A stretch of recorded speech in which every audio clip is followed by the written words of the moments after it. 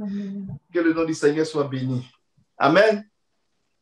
Je vous salue dans le nom de Jésus et je suis très, très content encore ce matin d'être avec vous.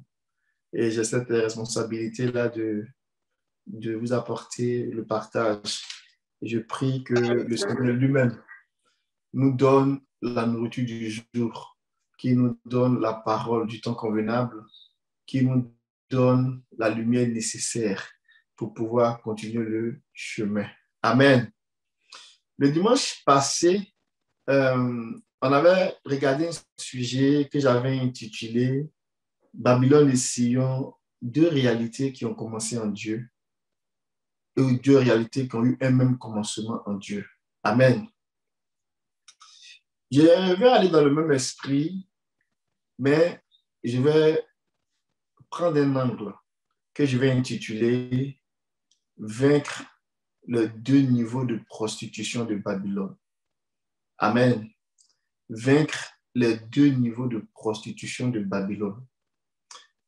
Il y a quelqu'un avec qui je suis ami sur Facebook. J'ai grandi avec lui, mais ça fait plus d'une trentaine d'années, on ne s'est pas vu de mémoire. Et il écrivait, en voyant les posts sur Facebook, les messages qu'on avait envoyés dans les jours qui ont précédé la conférence. Et il disait, mais c'est quoi Babylone? Est-ce que c'est dans une ville quelque part? C'est quoi Babylone? Bon, il n'est pas le seul à se poser cette question. On avait eu l'occasion de rencontrer quelqu'un qui se dit apôtre. Et quand on lui parlait de Babylone, il nous a dit, mais Babylone, c'est une ville qui est quelque part en Irak. Et que n'essayons pas de tirer les interprétations et puis de trouver des choses pour montrer qu'on a la connaissance. On a eu pitié pour lui. Vous savez pourquoi? Parce que le Seigneur, comme le disait notre frère à la conférence hier, le livre d'Apocalypse, là, le Seigneur a donné ça à l'Église au moment où l'Église venait de faire son premier siècle.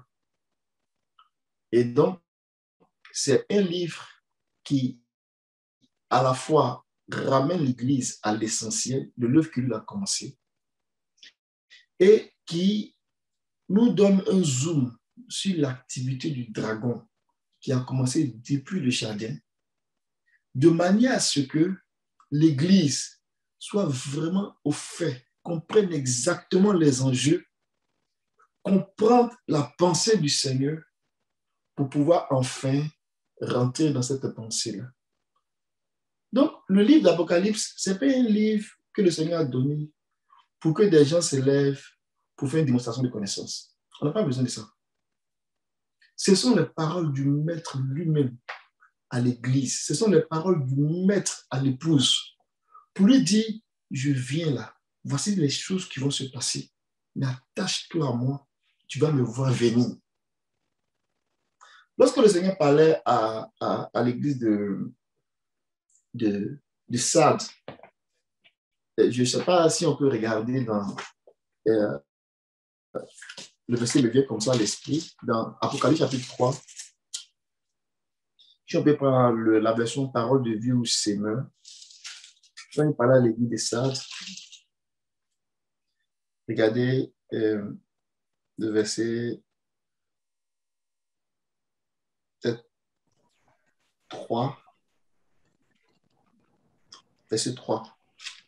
On peut prendre sémeur ou parole de vie. Vas-y, mon frère. Rappelle-toi donc comment tu as reçu et entendu la parole. Obéis et change, car si tu n'es pas vigilant, je viendrai comme un voleur et tu n'auras aucun moyen de savoir à quelle heure je viens te surprendre. Alléluia. Ça, quand j'ai dit ça, ça vient me chercher. Comment une épouse, pour ne pas dire une fiancée, qui attend son mari pour les noces, et on lui dit que si elle ne fait pas attention, elle n'aura aucun moyen de savoir quand est-ce que son fiancé, quand est-ce que l'époux va venir. Ça doit faire peur, ça. Il dit, tu n'auras aucun moyen de t'en rendre compte. En ce moment-là, tu attends qui? En tout cas, moi, quand j'entends ça, je ne veux pas que ce soit mon cas. Et je ne veux pas que ce soit le cas de l'Église de Québec. Amen. Et nous sommes dans le livre d'Apocalypse. Nous n'avons aucun moyen. Le Seigneur est en train de montrer dans l'Apocalypse, il est en train de parler à l'Église. Il est en train de montrer les techniques à l'Église pour que l'Église vraiment puisse se rendre compte quand il va venir. Voilà où se trouve l'enjeu. Et à la fin du livre, quand il a fini de présenter la prophétie, pour ne pas dire l'ensemble des prophéties, regardez ce qui est dit au verset 17, chapitre 22.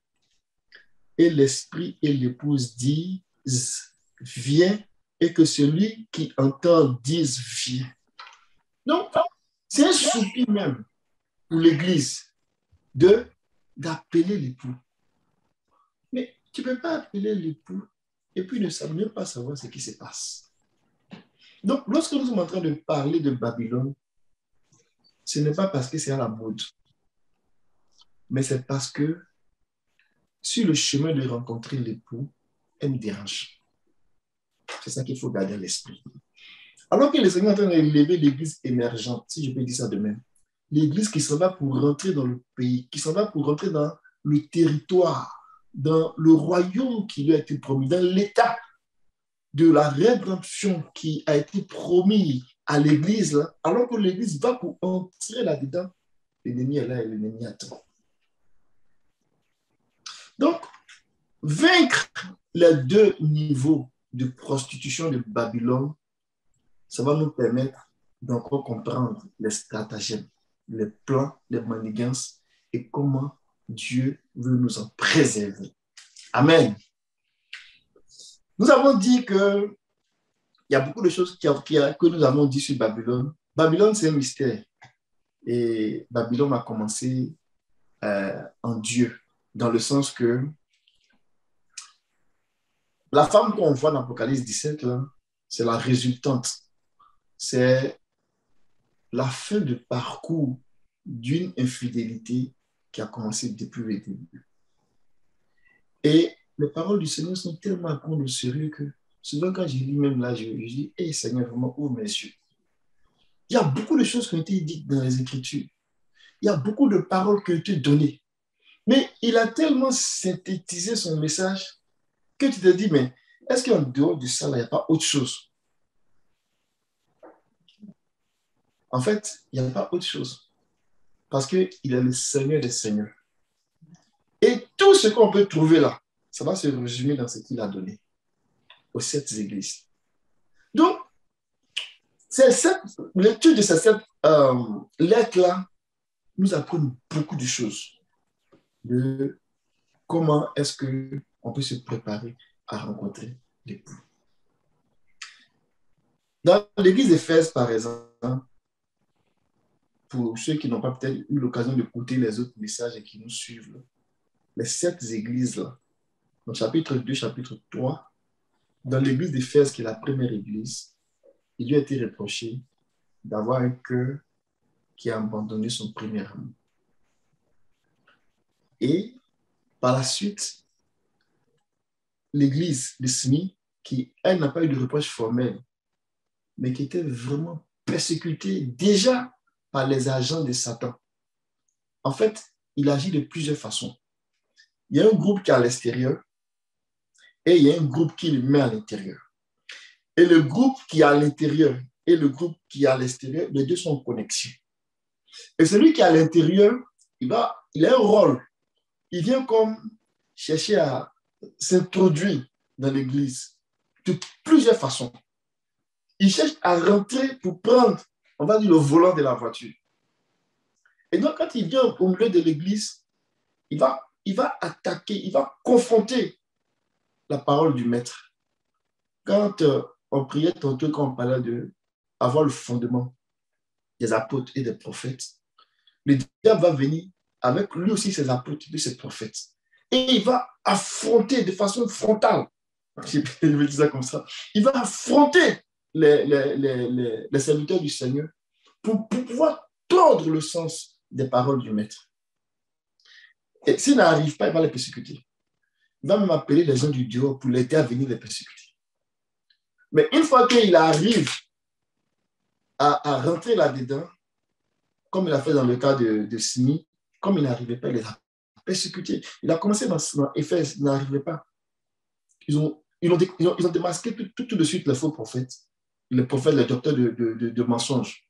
Et donc, ils ont même essayé d'introduire notre doctrine nicolaïque, ils n'ont pas pu rentrer.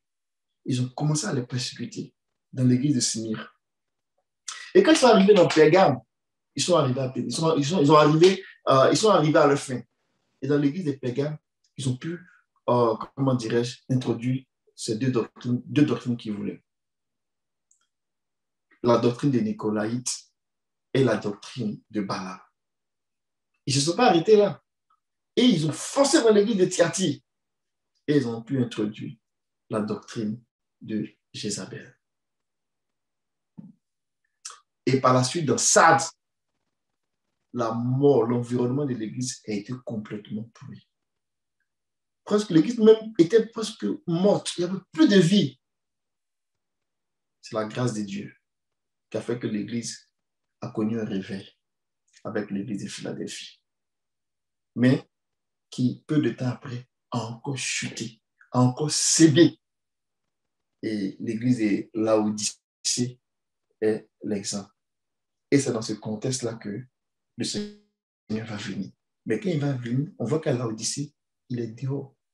Et même sa propre église, là, il est dehors. Il cherche à rentrer et puis il dit, je suis à l'extérieur, je frappe. Si tu entends la forme, tu entends ma voix, ouvre, je suis là.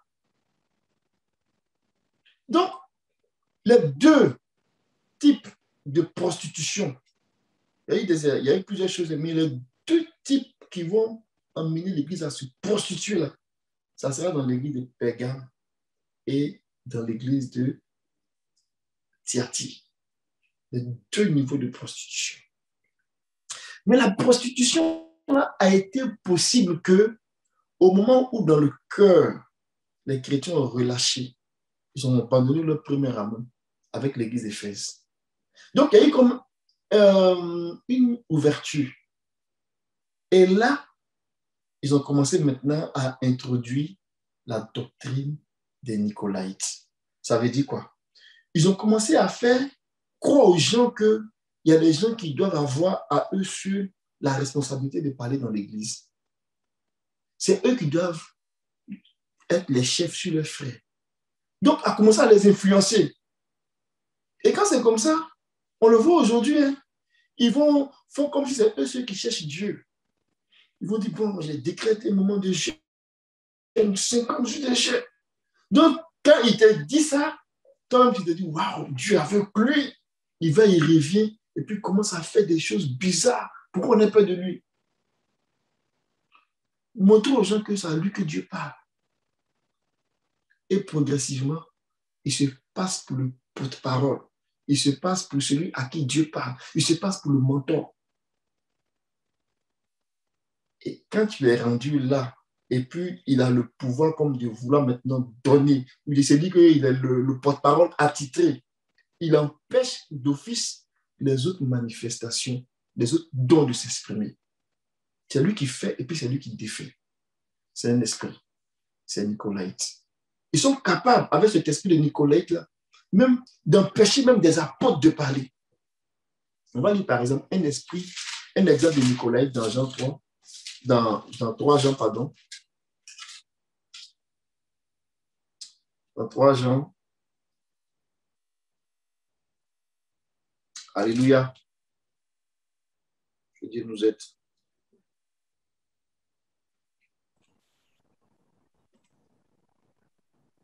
Verset 9. 3 Jean, verset 9. Et un seul chapitre. J'ai écrit quelques mots à l'Église, mais Diotrephe, qui aime à être le premier parmi eux, ne nous reçoit point. Tu peux continuer, s'il te plaît, mon frère, jusqu'au verset 11. C'est pourquoi, si je vais vous voir, je rappellerai les actes qu'il commet en tenant contre nous de méchants propos. Non content de cela, il ne reçoit pas les frères, et ceux qui voudraient le faire, il les en empêche et les chasse de l'Église. Bien-aimés, n'imite pas le mal, mais le bien. Celui qui fait le bien est de Dieu, celui qui fait le mal n'a point vu Dieu. Amen. Mais qui est ce Dieu trèfle devant Jean? Si je vais parler à la manière des hommes. Jean, c'est l'apôtre qui a mangé avec le Seigneur, qui a même vu les visions de la fin concernant le retour du Seigneur. Et quelqu'un comme Dieu trèfle, il se passe pour être parmi les premiers de ses frères. Et puis, il a même à chasser des gens même de l'Église. L'Église n'appartient pas à un homme. L'Église appartient au Seigneur. Donc, l'esprit de Nicolaïte, là, des gens qui vont se donner des pouvoirs, en fait, pour commencer à dominer sur les frères. C'est très important, c'est une porte d'entrée. Parce que 15 ou ça après, ils commencent maintenant à pouvoir maintenant rentrer dans le niveau de la prostitution. Niveau 1, et ensuite, on va dans le niveau 2 de la prostitution. On va lire un texte dans le livre de Nombre 25 qui va nous présenter ces deux niveaux de prostitution. Allons-y dans Nombre 25. C'est un peu long. On va lire le verset 1 jusqu'au verset 18. Israël demeurait à Sittim et le peuple commença à se livrer à la débauche avec les filles de Moab. Elles invitaient le peuple au sacrifice de leur Dieu et le peuple mangea et se prosterna devant leur Dieu. Israël s'attacha à Baal-Péor et la colère de l'Éternel s'enflamma contre Israël. L'Éternel dit à Moïse, « Assemble tous les chefs du peuple et fais prendre les coupables devant l'Éternel en face du soleil, afin que la colère ardente de l'Éternel se détourne d'Israël. » Moïse dit aux juges d'Israël, « Que chacun de vous tue ceux de ces gens qui se sont attachés à Baal-Péor. » Verset 6. Et voici un homme des enfants d'Israël vint et amena vers ses frères une Madianite sous les yeux de Moïse et sous les yeux de toute l'assemblée des enfants d'Israël, tandis qu'il pleurait à l'entrée de la tente d'assignation. À cette vue, Phiné, fils d'Éléazar, fils du sacrificateur Aaron, se leva du milieu de l'assemblée et prit une lance dans sa main. Il suivit l'homme d'Israël dans sa tente et il les perça tous les deux, l'homme d'Israël, puis la femme, par le bas-ventre. Et la plaie s'arrêta parmi les enfants d'Israël. Il y en a eu 24 000 qui moururent de la plaie. L'Éternel parla à Moïse et dit, « Phiné, fils d'Éléazar, fils du sacrificateur Aaron, a détourné ma fureur de dessus les enfants d'Israël parce qu'il a été animé de mon zèle au milieu d'eux, et je n'ai point dans ma colère consumé les enfants d'Israël. C'est pourquoi tu diras que je traite avec lui une alliance de paix. Ce sera pour lui et pour sa postérité après lui l'alliance d'un sacerdoce perpétuel parce qu'il a été zélé pour son Dieu et qu'il a fait l'expiation pour les enfants d'Israël. » Verset 14. L'homme d'Israël qui fut tué avec la Madianite s'appelait Zimri, fils de Salu. Il était chef d'une maison paternelle des Siméonites. La femme qui fut tuée, la Madianite, s'appelait Cosbi, fils de Tsu, chef des peuplades issues d'une maison paternelle en Madian. L'Éternel parla à Moïse et dit, « Traite les Madianites en ennemis et tue-les. » Verset 18. « Car ils se sont montrés vos ennemis en vous séduisant par leur ruse dans l'affaire de Péor et dans l'affaire de Cosbi, fils d'un chef de Madian, leur sœur, tuée le jour de la plaie qui eut lieu à l'occasion de Péor. » Alléluia. Vous voyez que le verset 18 parle de deux affaires. Et c'est de là que viennent les deux types de prostitution. Regardez bien, il dit, car ils se sont montrés vos ennemis en vous séduisant par leur ruse dans l'affaire de Péor et dans l'affaire de Cosbi, fille d'un chef de Madian, leur sœur, tuée le jour de la plaie qui eut lieu à l'occasion de Péor. Donc, on connaît bien cette histoire. Et Ça nous rappelle beaucoup de choses concernant Israël, mais en même temps, ça nous donne beaucoup d'avertissements concernant l'Église. Vous voyez que Israël était rendu à un niveau où ils étaient sur le point de rentrer dans le pays. Ils étaient à Sittim. Ils étaient dans la plaine aride de Moab. Ils étaient, en termes de parcours, en termes de lieu de campement, ils étaient à la 42e station, 42e campement. Nombre 33 nous décrit tous les lieux de campement qu'Israël a connus avant de rentrer à Jéricho. Et Sittim était le dernier lieu d'où on pouvait voir Jéricho. Amen. Donc, Israël était rendu, je vais le dire, quasiment à la phase finale pour rentrer dans Jéricho. Mais c'est là que s'est produit ces deux types de séduction, ce qui vont être les deux types de prostitution de Babylone, les deux niveaux de prostitution de Babylone. Laissez-moi vous donner un petit contexte par rapport au chapitre 25. En fait, après avoir souffert dans le désert, 40 ans dans le désert, tourné 38 ans en rond dans le désert, le Seigneur a eu pitié de lui. Et il a dit, voici la route maintenant, allez-y. Et pendant qu'ils s'en allaient, ils ont rencontré Édom. On va lire ça. Moi, plutôt, nombre, on va lire le 21. Donc, commençons par le 20. Ils ont rencontré Moab, 20, le verset 14 à 21. On ne va pas tout lire, ça va faire long.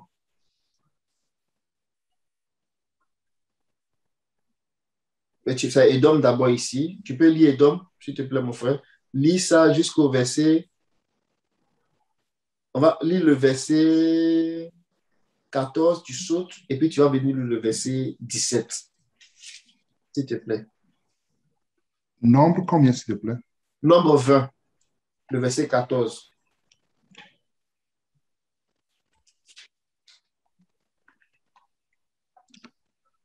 De Kadès, Moïse envoya des messagers au roi d'Édom pour lui dire, « Ainsi parle ton frère Israël. Tu sais toutes les souffrances que nous avons éprouvées. Nos pères descendirent en Égypte et nous y demeurâmes longtemps. » Tu peux sauter, hein? Le 14, tu sautes au 17 pour qu'on puisse gagner du temps. Verset 17. « Laisse-nous passer par ton pays. Nous ne traverserons ni les champs ni les vignes et nous ne boirons pas l'eau des puits. Nous suivons la route royale sans nous détourner à droite ou à gauche jusqu'à ce que nous ayons franchi ton territoire. » Alléluia.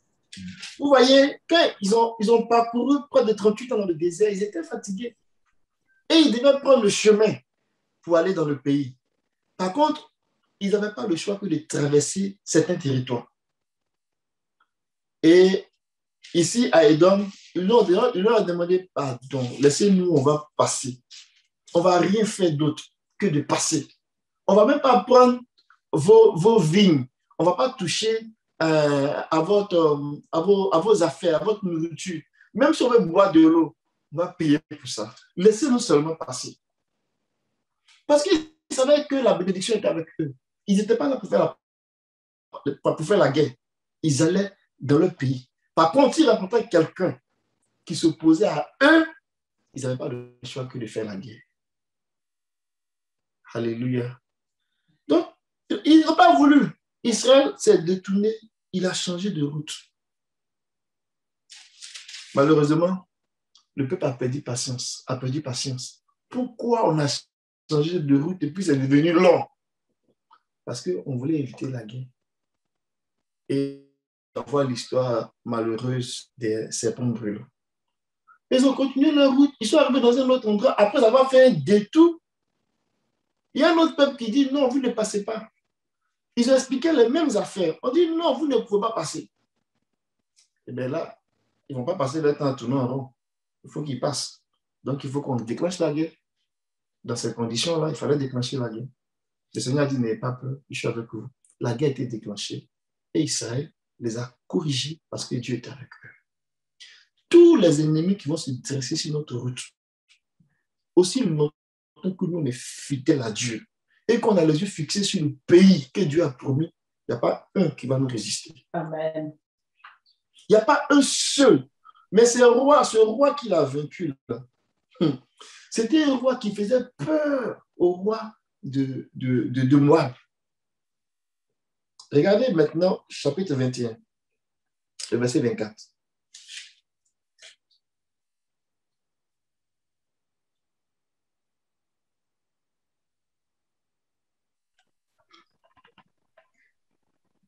Israël le frappa du tranchant de l'épée et s'empara de son pays depuis l'Arnon jusqu'au Jabbok, jusqu'à la frontière des enfants d'Ammon, car la frontière des enfants d'Ammon était fortifiée.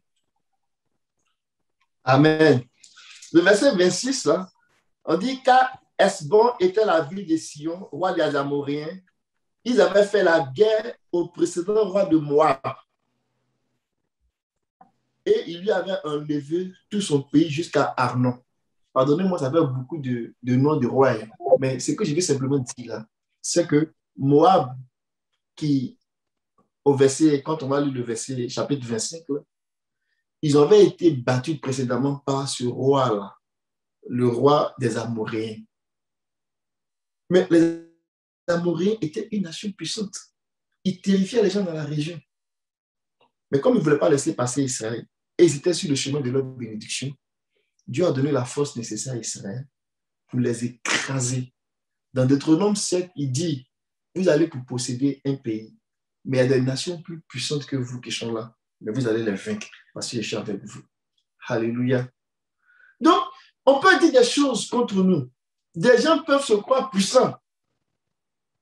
Et puis, dans les faits, ils sont puissants parce qu'ils peuvent faire des dégâts. Mais parce que le Seigneur nous couvre de sa justice. Aucun sorcier, aucune force des ténèbres ne peut nous atteindre. Aussi longtemps qu'on reste fidèle à l'ombre de Dieu, à l'ombre du Seigneur, son ombre nous couvre jusqu'à ce qu'on rentre dans le pays. Et quand on parle du pays ici, c'est l'état de repos, de sécurité, où on se concentre pour adorer Dieu, pour chercher Dieu, jusqu'à ce qu'on devienne semblable à lui. C'est de ça qu'on parle. Et donc là, les Moabites, ils ont entendu parler de ça. Ils ont dit, et là, non, il faut qu'on arrête ce peuple-là. Il faut qu'on les empêche, parce qu'ils vont devenir trop puissants. Ils vont nous maîtriser, nous tous, dans la région ici. Il faut qu'on les empêche. Et c'est dans ce contexte-là que, quand on lit le chapitre 22, c'est là que ça devient intéressant. Les enfants d'Israël partirent et ils campaient dans les plaines de Moab, au-delà du Jourdain, vis-à-vis de Jéricho. Donc, ils étaient arrivés là, à Sittim, là, dans cet endroit-là, qui était la 42e station, et ils devaient maintenant rentrer dans le pays. Et donc, Balak, fils de Sippor, vit ce que Israël avait fait aux Amoréens. Et donc, qu'est-ce qu'il va faire? Donc, Moab fut très effrayé en face d'un peuple aussi nombreux. Il fut saisi de terreur en face des enfants d'Israël. Alléluia! Je vous dis que nos ennemis ont peur de nous. Parce que celui qui est avec nous, il est puissant. C'est un vaillant guerrier. C'est un puissant guerrier. Donc, quand on est devant la situation, ne faisons pas comme si on n'a pas dit, on n'a pas un Dieu puissant. C'est le vaillant guerrier. Le Seigneur est avec son Église. Le Seigneur est avec nous. Croyons-le, le Seigneur est avec nous.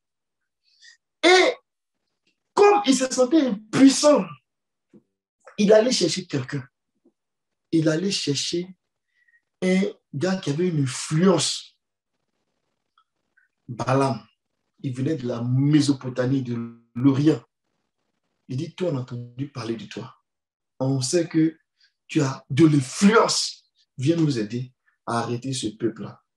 Parce qu'ils sont trop nombreux. Mais la beauté de la chose, c'est que l'histoire qui nous est racontée là, quand on va au-delà, comme le frère le disait dans la prière tantôt, on va au-delà. C'est-à-dire qu'on n'est pas dans la lettre simplement. Quand on regarde l'esprit prophétique, on voit comment Dieu est en train de nous parler de façon très puissante. Balak, là, son nom signifie, je ne sais pas si tu peux regarder ce tronc, s'il te plaît, mon frère. Si tu vas dans le chapitre 22 et que tu cliques sur le strong, là, voilà, Balak. On a comme l'impression que c'est une histoire qui est réelle, mais en même temps comme une parabole. Quand on regarde les personnes, comment les personnes se nomment, comment ça se passe, tu te dis waouh, comme si le Seigneur avait déjà comme pensé à tout ça. Mais c'est vraiment glorieux. C'est vraiment glorieux. C'est là qu'on voit la puissance de la parole prophétique. Dans le sens que le prophète, ou bien la personne qui est inspirée de Dieu qui écrit là, il écrit en même temps pour son temps, mais il écrit en même temps pour les temps à venir. C'est vraiment glorieux. Balak veut dire roi de Moab, là, ça veut dire dévastateur, gaspilleur. Vous voyez? Dévastateur, gaspilleur. Donc, il est en mission pour venir détruire l'héritage de Dieu. Pour venir dévaster l'héritage de Dieu. Il n'est pas venu pour s'amuser. Son nom même là, ça veut dire gaspilleur. Donc, quand il arrive, c'est le gaspilleur qui arrive, ce n'est pas Balak qui arrive. Amen. Quand il arrive, il va chercher quelqu'un qu'on appelle Balaam. Tu peux regarder comment il s'appelle Balaam, s'il te plaît.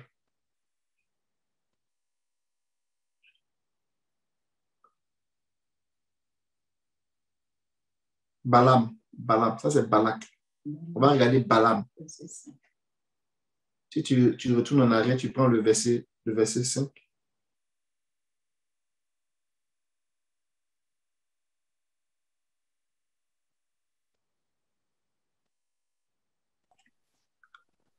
On est dans Nombre 20, dans Nombre 22.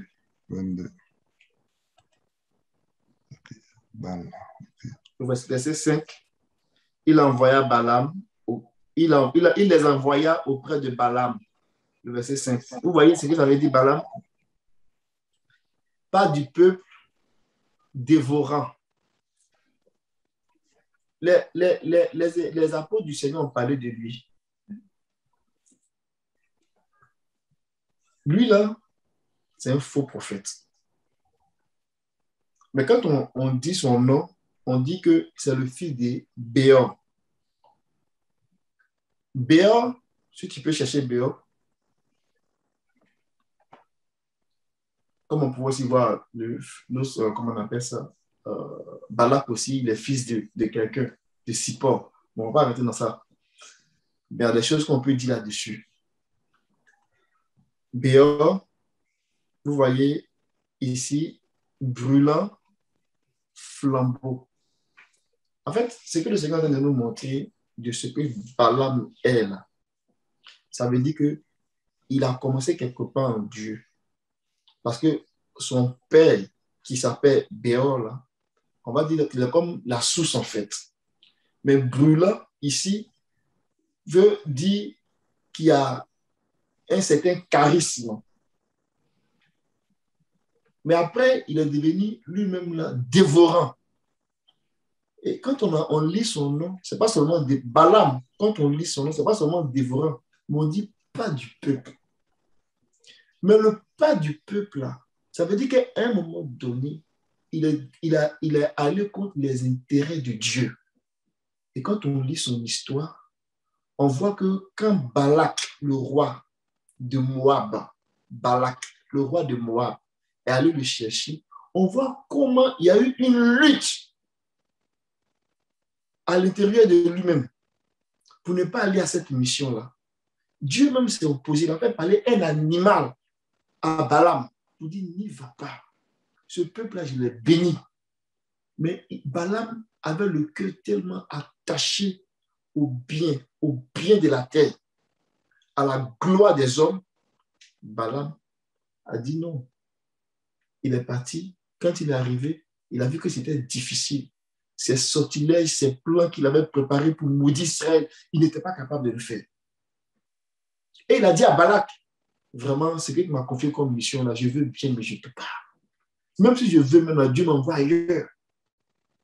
Balak explique que non, je vais te donner la richesse, je vais te donner la gloire, je vais te donner ceci, je vais te donner cela.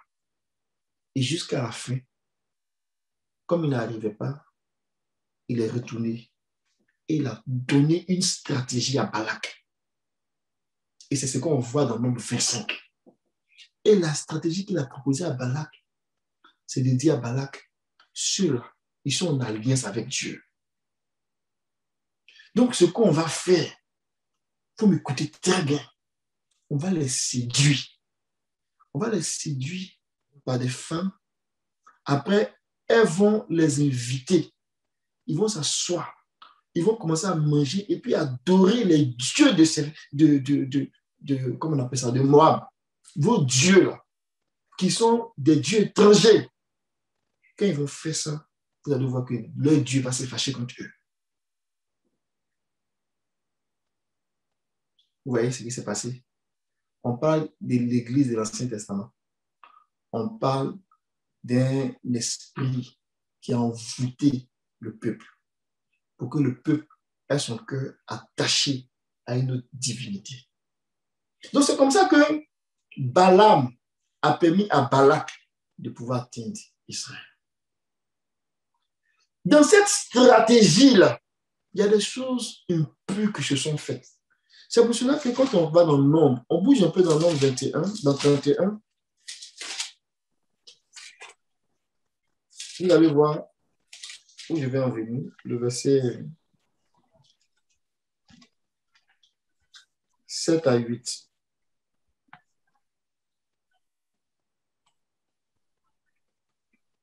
Il s'avançait contre Madian selon l'ordre que l'Éternel avait donné à Moïse, et il tuait tous les mâles.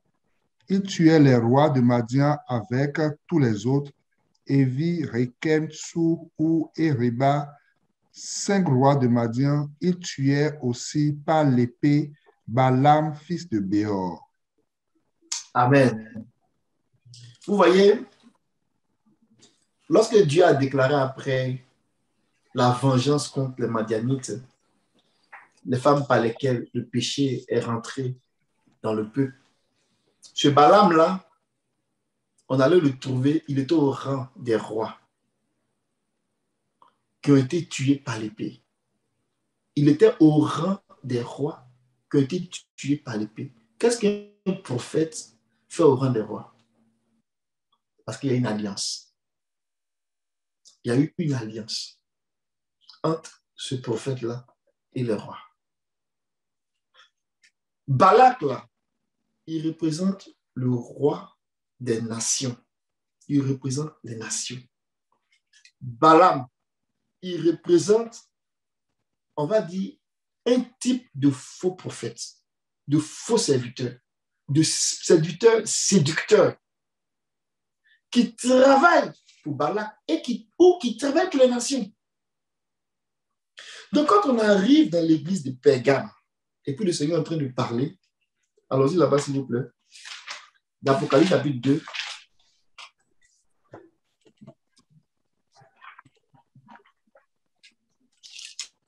Il dit que, verset 14, il dit, mais j'ai quelque chose contre toi, c'est que tu as là des gens attachés à la doctrine de Balaam et qui enseignent à Balak à mettre une pierre d'achoppement devant les fils d'Israël pour qu'ils ne mangeassent pas des viandes sacrifiées, pour qu'ils mangeassent les viandes sacrifiées aux idoles et qu'ils se livrassent à l'impudicité. Le Seigneur parle dans un langage ici. Mais si vous voyez bien, quand vous lisez ça, et puis vous lisez Nombre, le Seigneur fait comme un copier-coller de ce qui s'est passé dans Nombre, et puis il le dit à l'église de Pergame. Mais Balaam, il est mort, Balak est mort. Mais pourquoi le Seigneur dit ça à Pergame? L'esprit qui agissait dans l'église de l'Ancien Testament, C'est le même esprit qui est venu dans l'église. Et les apôtres du Seigneur ont expliqué un peu, Balaam là, c'est qui? Et Pierre, quand il parle de ça, il dit de faire attention. 2 Pierre, chapitre 2, on l'a lu ça il n'y a pas longtemps, on l'a lu, on le relit et puis on s'arrête toujours. Si on lit le verset 2 Pierre 2, on va lire le verset 1 et après on va sauter pour aller lire le verset 15 au verset 16.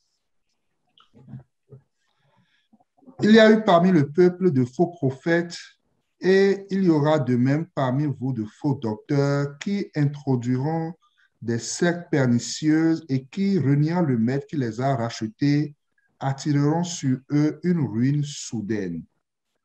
Verset 15 au verset 16. Après avoir quitté le droit chemin, ils se sont égarés en suivant la voie de Balaam, fils de Bosor, qui aima le salaire de l'iniquité, mais qui fut repris pour sa transgression.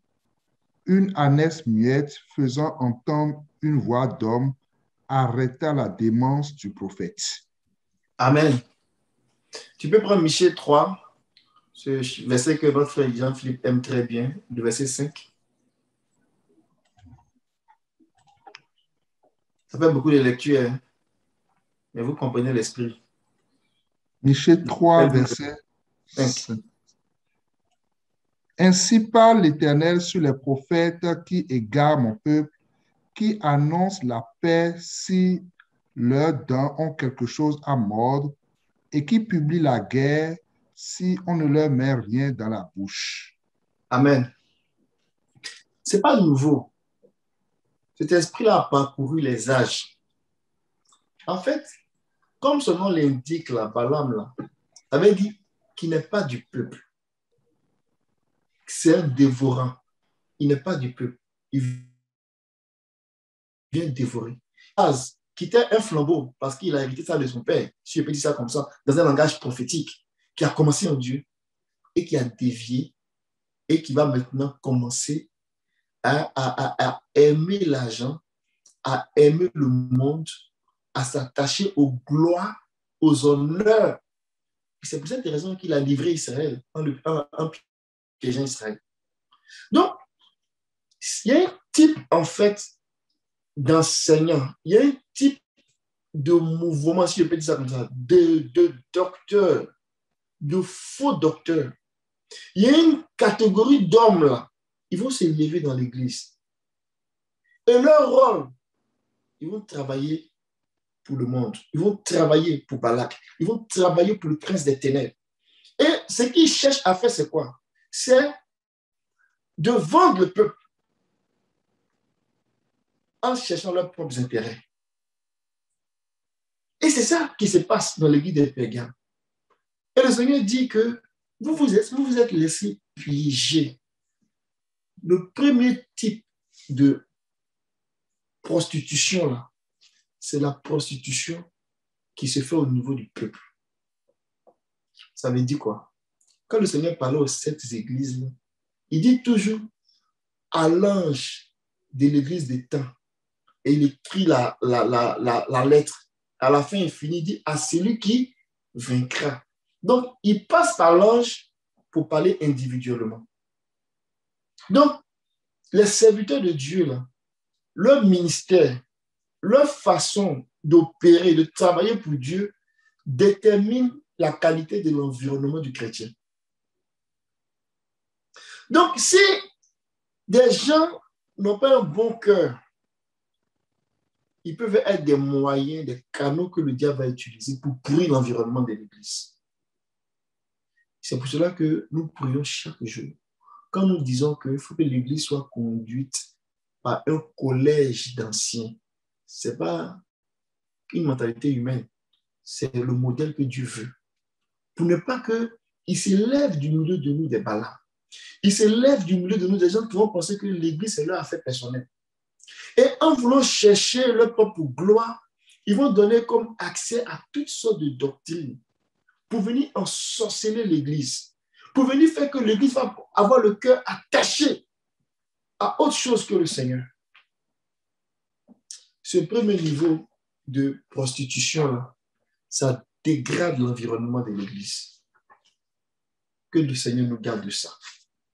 Et quand le Seigneur dit ça à Pergame ici, c'est pour nous montrer que si dans une assemblée, on n'a pas cette intelligence-là pour identifier, pour être mature, pour contrôler ou bien pour étudier ce que nous recevons, il peut s'élever de l'Église des enseignements qui vont nous détourner de Dieu. Quand on dit ça, ce n'est pas que ce n'est pas grave, mais ce qu'il dit au moins, il dit des choses, ça me fait prier, ça me fait jeûner, c'est l'essentiel, je vais aller au ciel. Si c'était ça là, Israël n'est pas tombé dans le piège. C'est parce que, en fait, ce que ça fait, la Bible dit que ça prend notre cœur là, ça nous arrache en fait. Le peu qui va rester de ton cœur pour adorer Dieu là, ça détourne ça à d'autres fins. C'est là que l'amour du monde commence à rentrer dans l'Église. Parce qu'ils vont aller faire des copier-coller de ce qui se fait dans le monde et ils vont venir dire, il faut qu'on l'applique à l'Église. Et ils vont introduire des messages qui vont détourner le cœur du peuple du Seigneur et les gens vont se livrer à la prostitution. On a dit que la prostitution, c'est l'infidélité à Dieu. C'est le fait d'absorber des messages qui égarent et qui nous éloignent complètement de Dieu. Le premier niveau de la prostitution, c'est la prostitution du peuple. Je vois que le temps est en train de courir. Je vais vous inviter au deuxième niveau de la prostitution. Dans l'affaire qu'on vient de lire dans Nombre 25, tu peux revenir là, mon frère, s'il te plaît. Que Dieu nous garde et que Dieu préserve l'environnement de l'Église de toute doctrine impure, de toute doctrine d'envoûtement. Il a dit à Galate, qui t'a ensorcelé. Tu as commencé à marcher par l'esprit, maintenant tu marches par la chair. Que Dieu nous préserve. Qu'il n'y ait pas le péché au milieu de nous. Qu'il n'y ait pas la légèreté au milieu de nous. Qu'il n'y ait pas le mensonge au milieu de nous. Que le Seigneur nous préserve des faux enseignements qui vont détruire notre cœur de lui. Amen. On a dit qu'il y avait l'affaire de Péor, où a commencé l'infidélité, mais aussi l'affaire de Cosbi. Là, dans l'affaire de Cosbi, là, quand l'affaire de Péor a placé le décor, ça veut dire que a mis le cœur des enfants d'Israël maintenant à avoir un penchant pour d'autres dieux, à avoir une faiblesse de cœur. Comme le Seigneur pouvait dire dans Ézéchiel 16. Il dit, comment est-ce que tu es arrivé à avoir un cœur si faible pour céder à tout le monde? Quand le cœur du peuple relâche, ça crée un environnement propice au deuxième niveau de prostitution. C'est pour cela que ce qui s'est passé dans Pergame, là, ça a préparé la place à ce qui s'est passé dans Thyatire. Cosbi, là, c'est une princesse. C'est fille, on va lire ça. On dit que, verset 15 du chapitre 25, on dit la femme qui fut tuée, la Madianite, s'appelle Cosbi. C'est la fille de Su, chef des peuplades, issue d'une maison paternelle de Madian. Elle est princesse. Mais elle n'est pas allée vers n'importe qui. C'est un prince, Zimri, de Siméon, un chef. Son nom signifie ma musique. Siméon signifie qui entend, qui entend. Donc, Siméon, donc Zimri de Siméon, là, qui entend la musique de Dieu. Quelqu'un qui est capable de comprendre les choses de Dieu. Mais il a été séduit par une princesse. Le deuxième niveau de prostitution, là, c'est quand l'ennemi commence à attaquer les chefs. Et dans l'affaire de Cosbi, là, ça annonçait l'affaire de Salomon. Salomon, c'était un grand chef, roi d'Israël. Dieu a apparu 2 fois à Salomon. Mais il a été victime de l'esprit de Cosby. Parce qu'il a ouvert son cœur à des femmes étrangères. Mais il n'est pas allé prendre simplement des femmes, hein. Il allait prendre des princesses, des enfants dont les parents sont des rois des nations. Mais ce que Salomon a fait là, c'était un stade plus petit de ce que Akab allait faire. Akab est venu après Salomon. On va lire quelques versets, je n'ai pas le temps avancé. Pour expliquer le deuxième niveau de prostitution, hein. Que le Seigneur nous aide. Que Dieu nous garde. Amen. Souvent, on lit des histoires comme ça, on se dit, bon, ce sont des histoires, mais les histoires parlent d'elles-mêmes. Amen. Regardons le chapitre 1 roi, chapitre 11. Peut-être que je vais faire la lecture. 1 roi, chapitre 11. On dit, le roi Salomon aima beaucoup de femmes étrangères, outre la fille de Pharaon, des Moabites, des Ammonites, des Edomites, des Sidoniennes, des Étiennes, appartenant aux nations dont l'Éternel avait dit aux enfants d'Israël, vous n'irez pas chez elles et elles ne viendront pas chez vous. Elles tourneront certainement vos cœurs du côté de leur Dieu. C'était clair.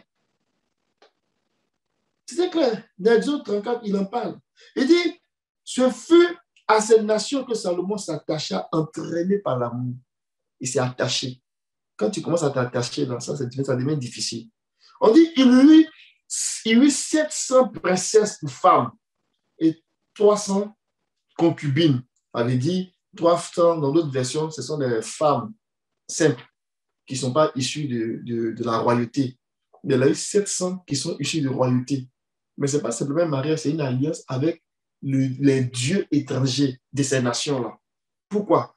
À l'époque de la vieillesse de Salomon, des femmes inclinaient son cœur à l'époque de sa vieillesse. Les femmes inclinaient son cœur vers d'autres dieux et son cœur ne fut point tout entier à l'Éternel, son Dieu, comme l'avait été David son père. Salomon alla après Astarté. C'est Salomon. On dit il alla après Astarté, divinité des Sidoniens. Et après Moloch, l'abomination des Ammonites. Et Salomon fit ce qui est mal aux yeux de l'Éternel, et il ne suivit point l'Éternel comme David son père.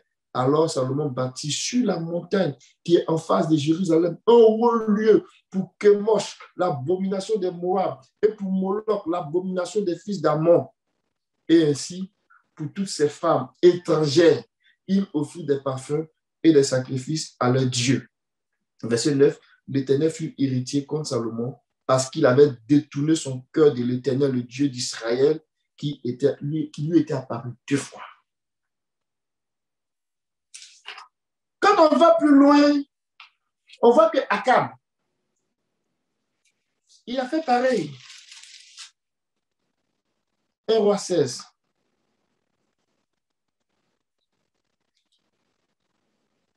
Que Dieu nous garde.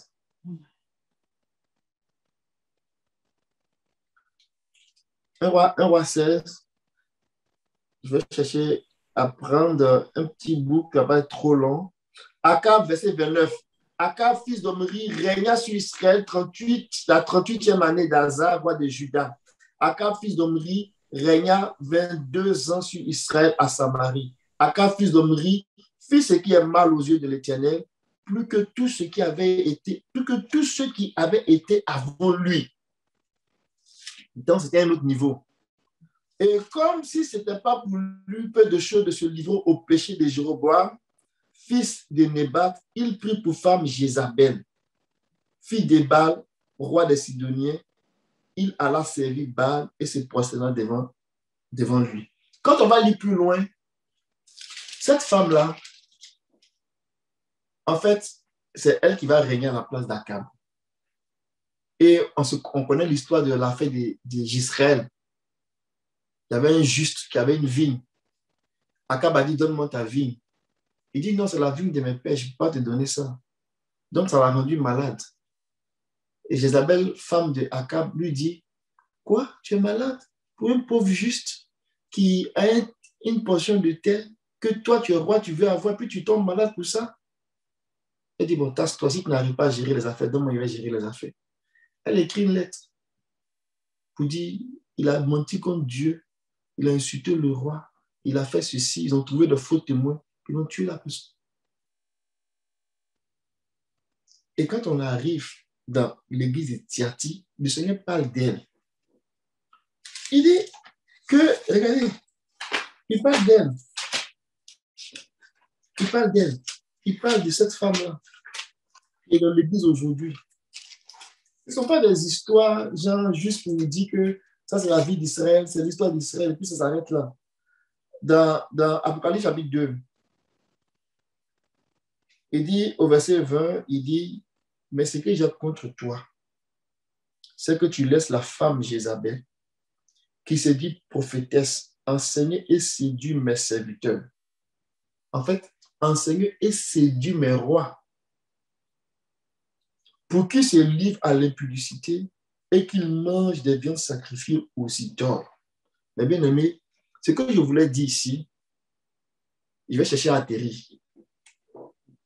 C'est que ce que la Bible donne comme enseignement, c'est tellement riche d'images et de symboles. Souvent on dit, mais il faut expliquer pratico-pratique ce que ça veut dire.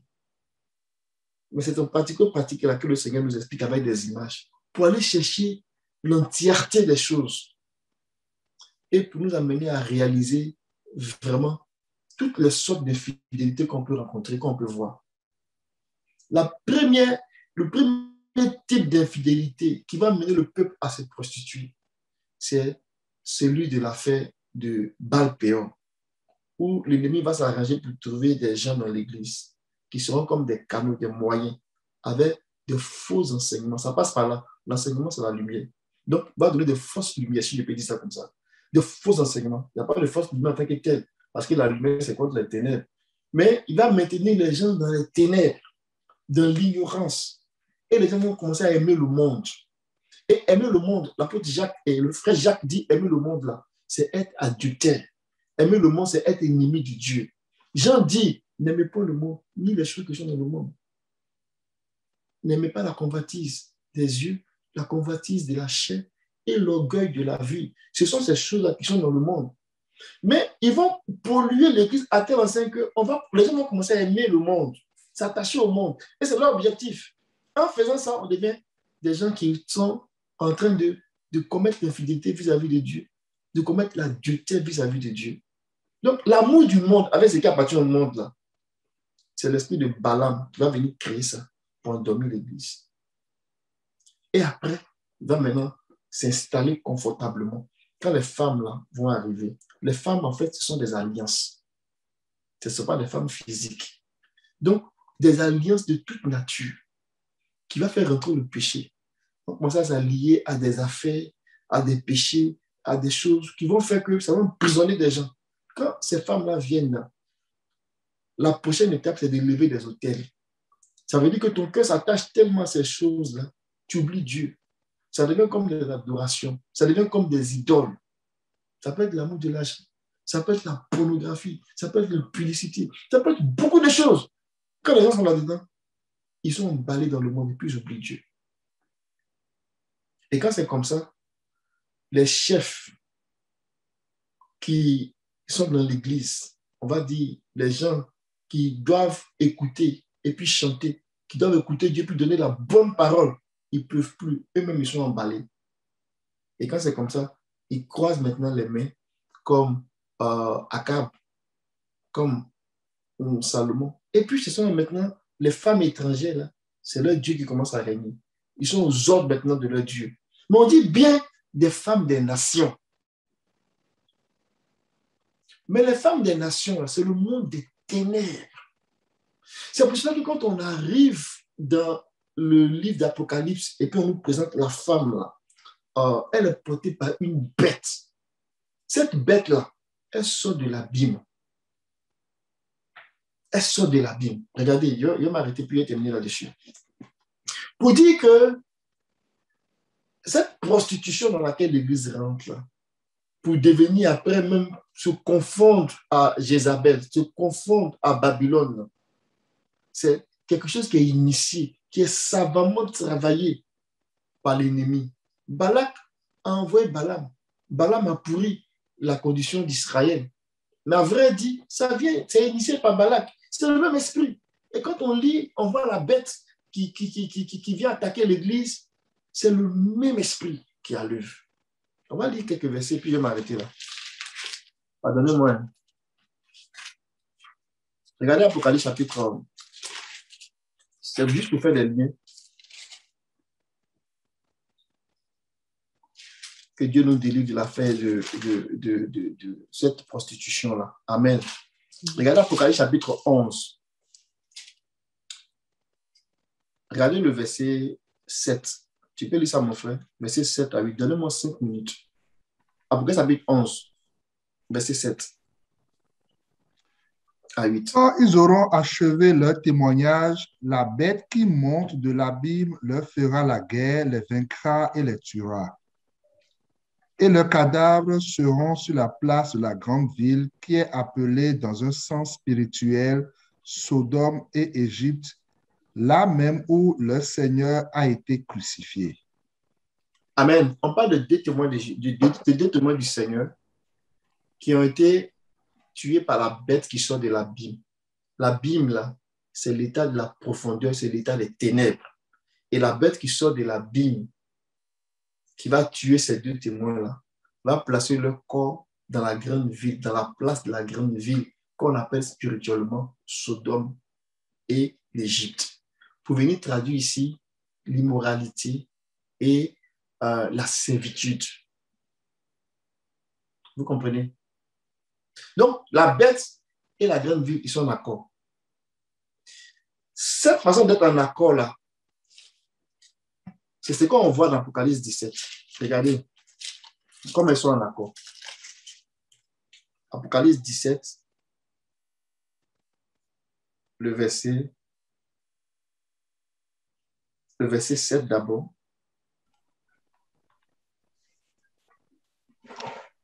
Et l'ange me dit, pourquoi t'étonnes-tu?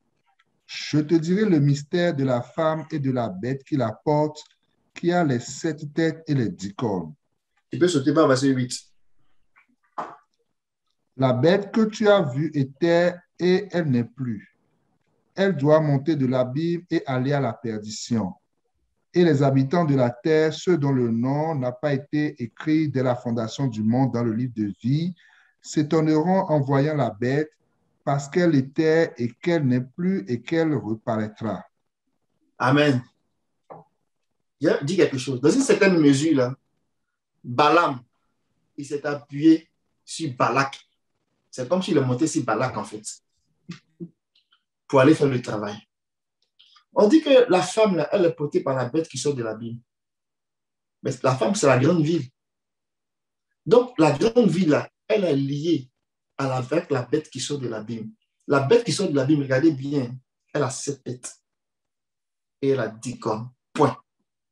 7 têtes et 10 cornes. 7 têtes et 10 cornes. Quand on va dans Apocalypse chapitre 12, on nous parle du dragon. Regardez bien, verset 3. On dit, un autre signe apparut encore dans le ciel, et voici, c'était un dragon rouge, ayant 7 têtes, 10 cornes, et 6 têtes, 7 diadèmes. C'est la même bête, mais qui a eu comme ici une sorte de promotion. 7 têtes, 10 cornes, 7 diadèmes. Les diadèmes, ce sont les couronnes. Donc, 7 diadèmes sur sa tête, 7 couronnes sur sa tête. C'est le même esprit, mais à un niveau encore élevé. C'est le même esprit des ténèbres qui sort de l'abîme, mais à un niveau supérieur, parce que le combat là, ce n'était pas pour les enfants. Aller se battre contre la femme de l'agneau, l'épouse, celle qui est enveloppée de soleil, de justice, là, ça prend un niveau très grand. Quand il sera précipité, il va perdre le combat. Il va se changer encore dans la bête qui sort de la mer. Allons-y, vous allez voir. Chapitre 13, verset 1. On dit, je vis monter de la mer une bête qui avait 10 cornes. On est d'accord, hein? Qui avait 7 têtes. On est d'accord. Mais cette fois-ci, qui avait 7 têtes, et sur cette, qui avait 10 cornes et 7 têtes, et sur ces cornes, 10 diadèmes. pardonnez-moi, le midi, vous avez faim, et puis je ne vais pas vous mélanger avec les cornes, les diadèmes, tout ça. Je vais faire ça simple. La bête qui sort de l'abîme, là, voyez un dragon, voyez une bête. Quand on parle de dragon, là, on ne peut pas décrire la bête, en fait. Vous voyez un esprit même qui est vraiment ténébreux. On ne peut pas décrire. Donc, on appelle ça le dragon, qui a 7 têtes, qui est le symbole de la confusion dans sa perfection, mais qui a aussi 10 cornes, qui est le symbole de la puissance, et qui a 7 couronnes. Ça, c'est la bête qui sort, c'est la bête, le dragon. Mais quand il est précipité du ciel, et puis tombe du ciel, il vient sur la terre, il va réveiller l'esprit dans la bête qui sort de la mer, c'est-à-dire dans le monde, le royaume des nations. Mais cette fois-ci, il a toujours 7 têtes, il a toujours 10 cornes. Mais maintenant, au lieu que sa tête soit couronnée, ce sont ses cornes qui sont couronnées. Donc, c'est couronné de 10 diadèmes. La tête, là, ça parle du trône. Les cornes, ça parle de la puissance. Et la couronne, ça parle du pouvoir, de l'influence. On le voit dans le verset 2. Il dit ici, la bête que je vis était semblable à un léopard. Ses pieds étaient comme ceux d'un ours et sa gueule comme la gueule d'un lion. Le dragon lui donna sa puissance, donc les cornes, son trône, donc la tête, et une grande autorité. Et donc le pouvoir, les diadèmes, le couronnement, l'approbation. Mais à la base, là, ce qu'ils ont en commun de toutes ces bêtes-là, 7 têtes et 10 cornes, qui sont de l'abîme, l'esprit des ténèbres, qui va être à la base et à l'origine de tout ça. Donc, la séduction, là, qui commence dans l'église, là, c'est transporté par les esprits des ténèbres. Ils ne sont pas là pour s'amuser. Je vais m'arrêter là. Ma prière, que le Seigneur nous garde. Ma prière, que le Seigneur nous préserve. Cosby, ce deuxième niveau de prostitution, là, il guette les serviteurs de Dieu. Il guette des gens qui sont l'autorité dans la maison de Dieu. Cosby veut dire mensonge. Donc, ça annonçait déjà Jézabel, qui veut dire mon époux là, c'est Baal. Il s'attaque au roi, parce que si le roi est atteint, le roi maintenant va enseigner au peuple comment on se prostitue. Où est le niveau? Dans le premier niveau, là, il vient pourrir l'environnement. Mais dans le deuxième niveau, quand il atteint les rois, les chefs, il va dire aux chefs maintenant, enseignez au peuple comment on se prostitue, comment on devient infidèle à Dieu. Ce n'est pas la même chose. Et parce que tous les deux, ils sont portés par Balak, ils sont portés par la bête, ils sont portés par le royaume des ténèbres. C'est pour cela que lorsque le Seigneur venait pour juger Babylone, il a commencé par assécher l'Euphrate. Quand il a asséché l'Euphrate, la Bible dit que c'est comme si il venait de toucher les démons là. Ils sont sortis, ces esprits impurs, ces esprits démoniaques, et de la bouche du dragon, de la bouche de la bête qui sort de la mer, de la bouche du faux prophète, sont sortis des esprits démoniaques. Parce que c'était eux qui soutiennent l'empire de Babylone. Mais le Seigneur les a vaincus. Et il a jugé Babylone. Mes amis, on a affaire à Babylone là. Ce n'est pas une simple femme. Elle est portée par le monde des ténèbres. C'est pour cela qu'il faut que notre responsabilité, c'est d'être fidèle à la parole du Seigneur. C'est d'avoir un cœur qui aime le Seigneur. C'est d'avoir un cœur qui est attaché à la parole, à la fidélité, pour demeurer jusqu'à la fin. Nous allons prier le Seigneur. Alléluia.